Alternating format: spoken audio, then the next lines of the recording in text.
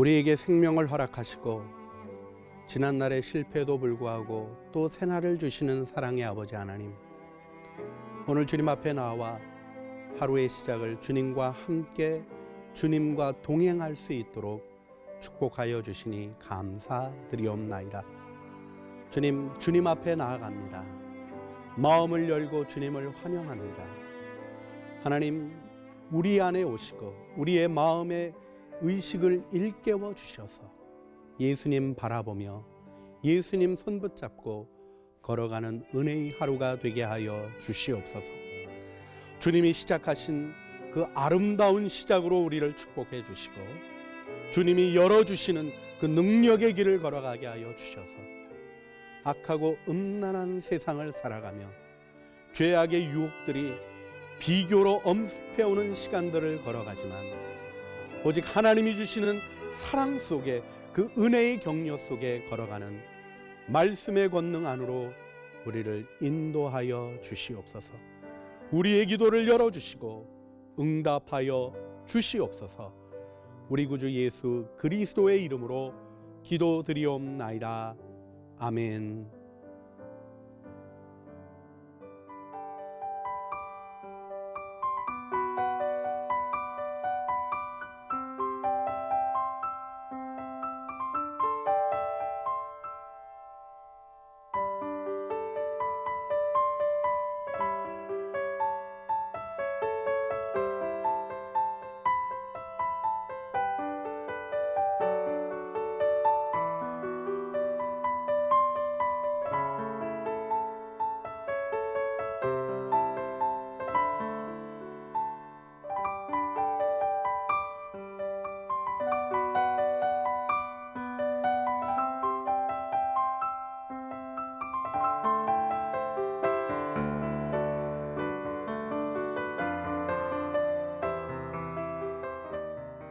기도로 여는 하루, 창조교회 홍기영 목사입니다.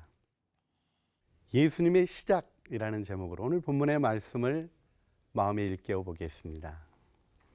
시작을 점검하는 것 같이 좋은 일은 없는 것 같습니다. 그런데 여러분, 오늘 바로 이 시간이 이 하루의 시작이며 이 하루의 시작 속에 우리의 하루의 방향과 그 열매가 결정된다는 거 생각해 보시나요? 오늘 우리는 예수님께서 공생애를 어떻게 시작하셨는가 하는 마가복음의 말씀을 읽었습니다. 이 말씀 안에 있는 아름다운 은혜와 축복이 우리 하루를 바라보는 모든 사랑하는 영혼들 안에, 주님을 기대하는 마음들 안에 충만하고 온전하시기를 소망하게 됩니다. 주님이 우리의 소원을 받아주실 것 같습니다. 우리가 시작이 반이라는 얘기를 하죠. 시작이 거의 모든 것을 결정하는 경우가 많이 있는 것 같습니다. 시작하는 태도와 시작의 방향이 그 일의 성격과 결과를 결정하게 되죠. 예수님은 그 시작을 본으로 우리에게 보여주셨습니다. 예수님의 공생애의 시작을 마가는 어떻게 소개하고 있나요? 마가복음 1장 1절에서부터 예수 그리스도의 복음의 시작이다. 이 시작이라는 말을 마가는 강조했던 것 같아요. 그래서 그 시작이 있었던 일을 소개해 주고 있습니다. 예수님은 세례 요한에게 세례를 받으시면서 공생애를 시작하셨습니다. 여러분, 이 일이 어떤 의미가 있을까 생각해 보시기를 바랍니다. 예수님은 세례 받을 필요가 있는 분이셨을까요? 왜 예수님은 세례를 받으셨을까요? 그것도 우리가 받은 세례하고는 좀 다르지 않습니까? 우리는 아버지와 아들과 성령의 이름으로 세례를 받는데, 예수님이 받으셨던 세례는 세례자 요한이 회개하라 천국이 가까웠느니라 외치며 요단강에서 베풀었던 세례입니다. 그 세례의 형태는 먼저 사람들 앞에 서서 공개적으로 자신의 죄를 자백하고, 그리고는 요한과 더불어 요단강에 들어가서 세례를 받는 것이었죠. 예수님에게 그 세례가 필요했을까요? 예수님은 혹시 무슨 죄를 지셨을까요? 여기서 멈추셔야죠. 조금 더 진도 나가면 2단 됩니다. 예수님은 결코 죄를 범하시지 않으셨습니다. 그런데 왜 죄의 공개적인 고백을 하는 세례를 받으셨나요? 그것은 자신에게 나오는 그리스도를 소개하는 세례 요한의 이야기 속에서 명백해집니다. 세례 요한이 세례를 받으러 나오시는 예수님을 보며 이렇게 외칩니다. 보라, 세상 죄를 지고 가는 하나님의 어린 양이로다. 그렇습니다. 예수님의 세례는 비전 선언이셨습니다. 그분이 무엇하러 이 땅에 오셨고 무엇을 하실 것인가를 자신의 온몸으로 표현하시는 비전 낭독이었던 것입니다. 예수님이 그렇게 시작하셨어요. 근데 그 시작을 주님의 뜻을 따라 충만하게 표현했을 때 하나님께서 하늘을 갈라주십니다. 하늘이 찢어져요. 우리와 하나님 사이에 막혀있던 하늘이 갈라지고 열려지는 것을 보게 됩니다. 예수님의 시작에서 우리가 주목하게 되는 것은 그 갈라진 하늘 사이로 성령님이 임하시는 것입니다. 그리고 예수님이 성령에 충만하셔서 성령에 이끌리시는 삶을 살아가시는데 그 첫 출발에 하나님께서 너는 내 사랑하는 아들이라 내가 너를 기뻐하노라 하는 말씀을 들려주십니다. 여러분, 우리가 주님 안에서 생각해야 되는 것은 예수님의 공생애의 시작입니다. 여러분의 하늘은 열려 있습니까? 그리스도를 통하여 우리는 하나님과 연결되어지고 막혀있는 모든 담이, 죄의 담이, 불소통의 담이, 하나님과 원수되었던 담이 무너지는 경험을 하게 하십니다.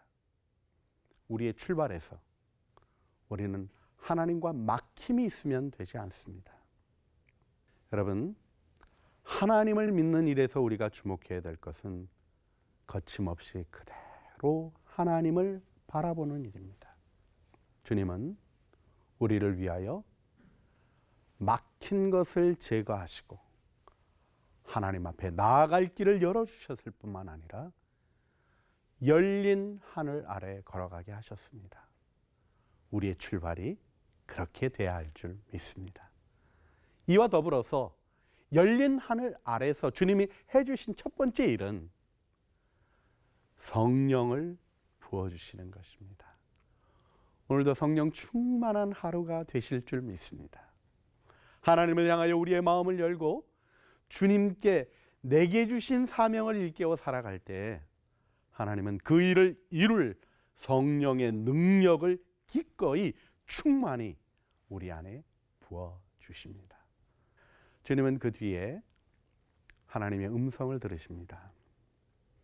여러분, 우리가 어떤 일을 이루는가 보다 중요한 것이 우리가 누구인가를 아는 것이며 하나님께로부터 오는 그 충만한 자존감으로 하나님의 역사를 이루어가는 삶입니다. 예수님은 하나님의 사랑의 음성을 들으십니다. 너는 내 사랑하는 아들이라 내가 너를 기뻐하노라. 주님은 공생에 들어가신 그리스도에게 음성을 들려주십니다. 나의 아들이다. 나의 아들이다. 내가 너를 기뻐한다 말씀하시며 사랑의 음성으로 격려되어지게 하십니다. 놓칠 수 없는 축복이죠. 오늘도 여러분의 귀가 열려지고 여전히 그리스도 안에서 막힘없이 여러분을 사랑하시며 우리의 연약함에도 불구하고 우리의 부족함과 넘어짐과 실수의 흔적에도 불구하고 우리에게 때묻지 아니하는 새날을 허락하시며 우리를 향하여 무한한 기대를 쏟아 능력으로 부으시는 하나님의 사랑의 음성 가운데 격려되어 나가는 아름다운 하루가 되기를 바라는 것입니다. 그런데 이 일 가운데 한 가지 좀 마음에 두셔야 될 것이 있습니다.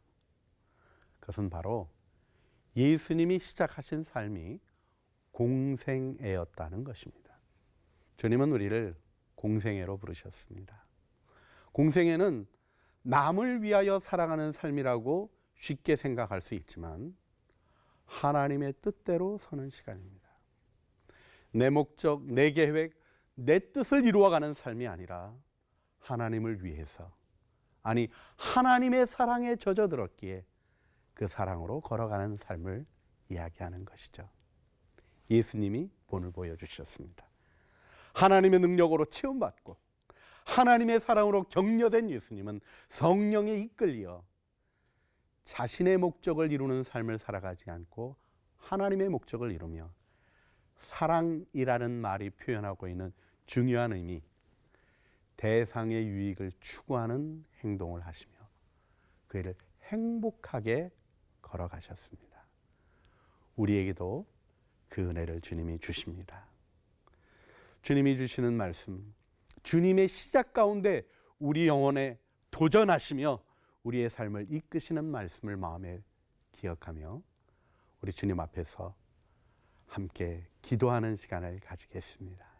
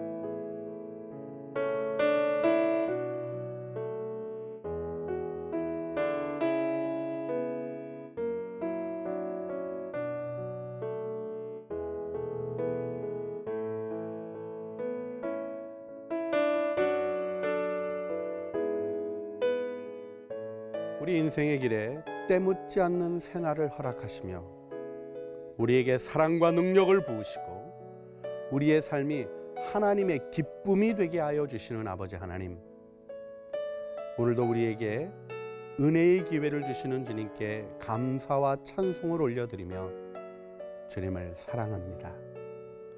주님, 우리의 기도를 들어 주시옵소서. 주님처럼 온전히 하나님의 뜻을 이루는 마음의 소원을 일깨워 주님을 바라봅니다. 우리의 하늘을 열어 주시옵소서. 성령을 부어 주시옵소서.